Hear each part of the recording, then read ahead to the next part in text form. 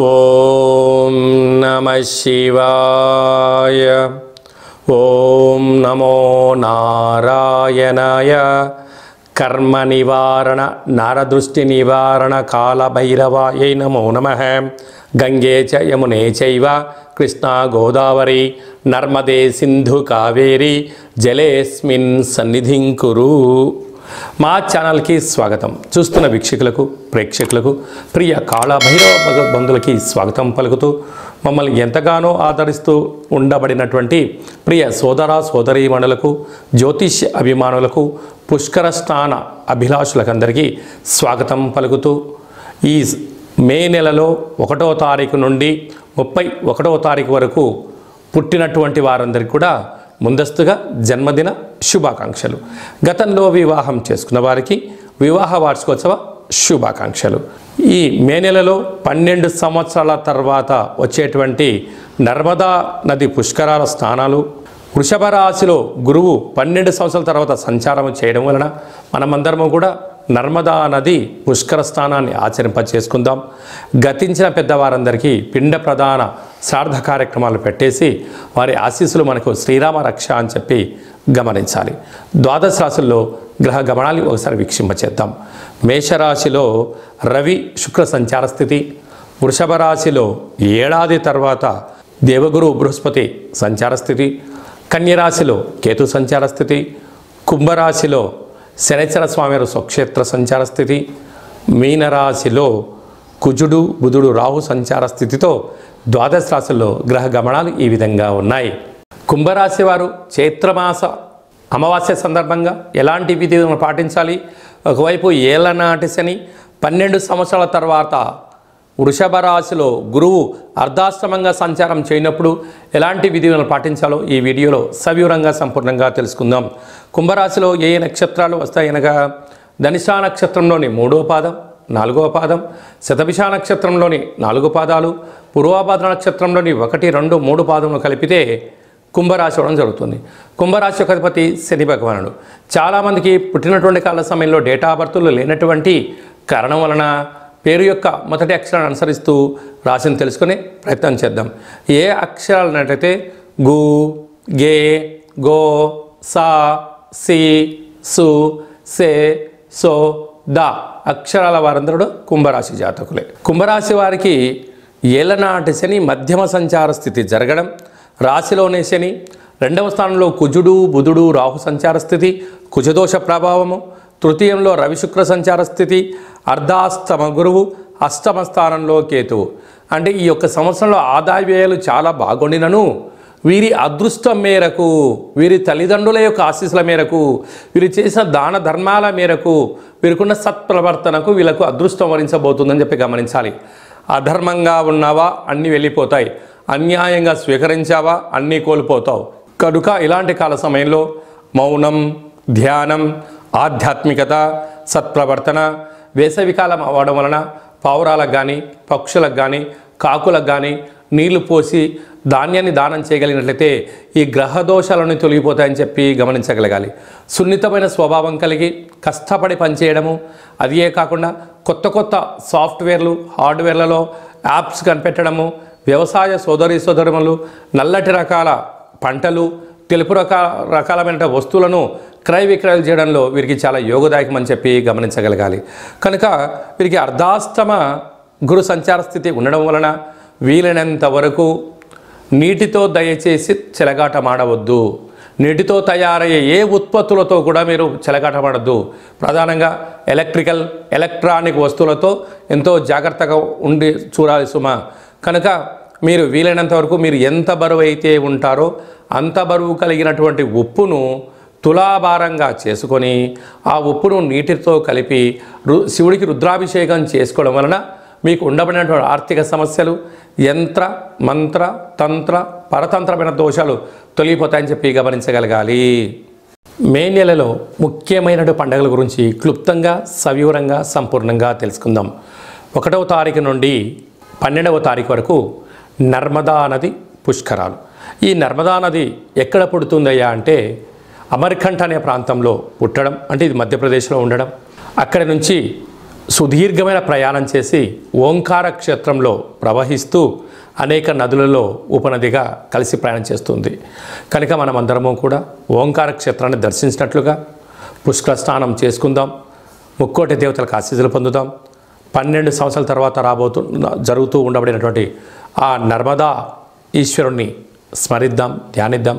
గతించిన పెద్దవారందరికీ కూడా శ్రాద్ధ కర్మలు, పిండ ప్రదానాలు పెట్టేసి వారి యొక్క ఆశీస్సులు పొంది శ్రీరామ రక్షగా భావిద్దాం. అలా కుదరలేదు, వెళ్ళలేదు అనుకుంటున్న వారందరూ కూడా ఈ కింది నెంబర్ని మీరు సంప్రదించినట్లయితే, మీ గోత్రామాలు పంపించినట్లయితే నర్మదా నది దగ్గర నుంచి మీకు వాట్సాప్ కాల్ ద్వారా ప్రత్యక్షంగా ప్రసారంగా చూపిస్తూ మీకు పుష్కర పూజా కార్యక్రమాలు, గతించిన వారికి పిండ ప్రదానాలు చేయించి ప్రసాదంగా కూడా ఆ నర్మదా నది జలాలను మీకు ప్రసాదంగా అందజేయడం జరుగుతుంది. ఆసక్తి గలవారు ఈ కింది నెంబర్ని సంప్రదించగలరు. అలాగనే మనం ఇంకనూ ఈ యొక్క మే మాసంలో అద్భుతమైన విజయం సాధించగలగాలి అన్నట్లయితే ఈ యొక్క పాత్ర కంచు పాత్ర. ఈ పాత్రలో 12 రాసులను అచ్చు వేయడం జరుగుతుంది. కనుక ఈ పాత్ర వల్ల ఉపయోగాలు ఒకసారి గమనిద్దాం.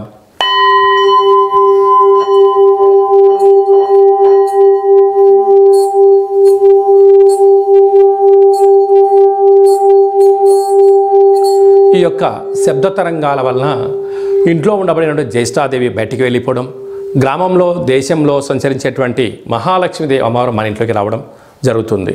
అలాగనే ఈ పాత్రతో పాటు మనకు ప్రతిరోజు కాళభైరవనామ స్మరణ చేసే అదృష్టం కూడా కలుగుతుంది.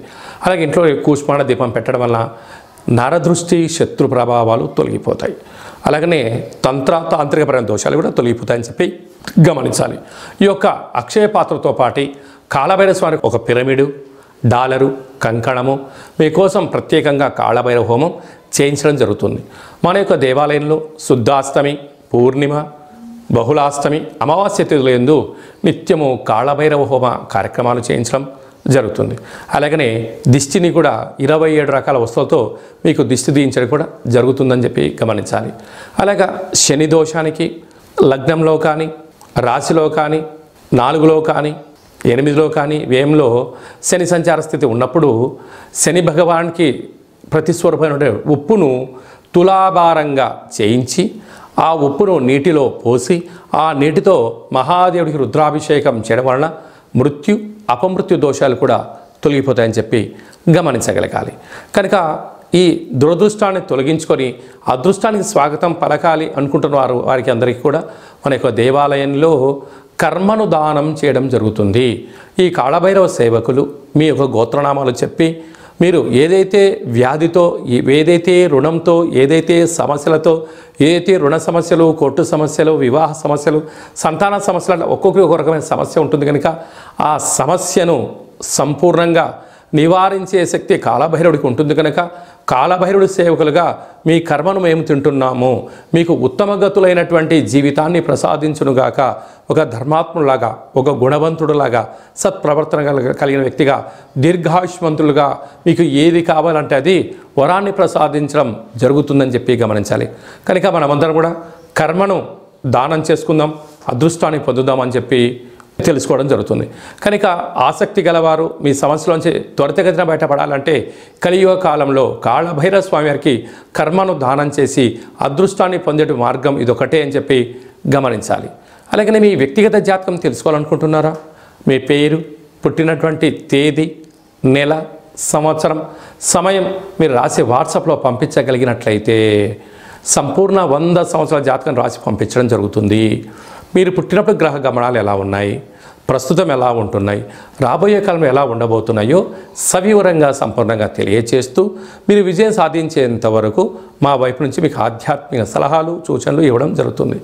చాలామందికి డేట్ ఆఫ్ బర్త్లు లేనటువంటి వారికి మీ పేరు యొక్క మొదటి అక్షరాన్ని అనుసరిస్తూ ఆ రాశిని తెలియజేస్తూ ప్రస్తుత కాలమాన ప్రకారంగా గ్రహాల యొక్క స్థితిగతిని తెలియజేస్తూ రమణ శాస్త్రం ద్వారా అనగా గవ్వళ ద్వారా భూత, భవిష్యత్, వర్తమానాన్ని తెలియజేయడం జరుగుతుంది. కనుక వ్యక్తిగత జాతకం తెలుసుకోవాలి అనుకుంటున్న వారందరూ కూడా ఈ కింది నెంబర్ సంప్రదించి అపాయింట్మెంట్ సంప్రదించుకొని జ్యోతిష్యం తెలుసుకోగలరు.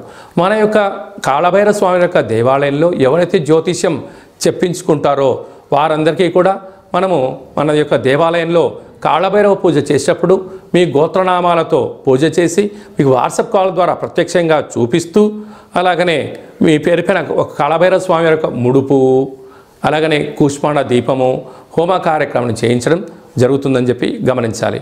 మీ అబ్బాయి కానీ అమ్మాయికి కానీ ఎంత ప్రయత్నం చేసినా వివాహం అవ్వడం లేదా, ఎందుకు అవ్వట్లేదో తెలుసుకోండి. మీ యొక్క అబ్బాయి యొక్క జాతకంలో కానీ అమ్మాయి యొక్క జాతకంలో యోగాలు ఏమున్నాయి దోషాలను తెలుసుకొని చేసినట్లయితే వారి యొక్క తొందరగా వివాహం అవడం, అద్భుతమైన విజయాలు మీ సొంతమవుతాయి.